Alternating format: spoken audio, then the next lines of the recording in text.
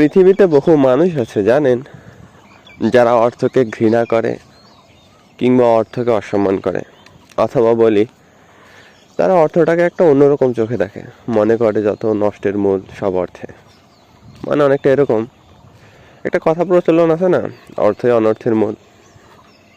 অথচ এই অর্থকে কিভাবে ভালোভাবে ব্যবহার করা যায় নিজের ও অপরের মঙ্গলের জন্য, উন্নতির জন্য, সেই বিষয়ে কথা হয় না, চর্চা চলে না, সেই বিষয়গুলো নিয়ে আলোচনা চলে না।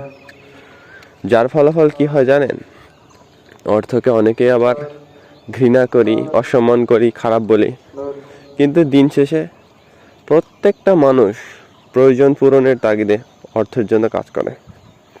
মানে কাজ করে অর্থের জন্য না, কাজ করে না অর্থের জন্য, আসলে প্রয়োজন পূরণের তাগিদে তাকে কাজ করতে হয়।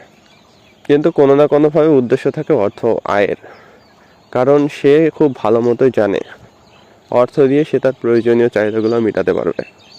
এখন আমাকে বলেন, যখন অর্থের জন্য কিংবা প্রয়োজন পূরণের জন্য কাজ করা কোনো না কোনোভাবে অর্থের আশায়, তবে অর্থ নিয়ে নেতিবাচক মনোভাব কেন?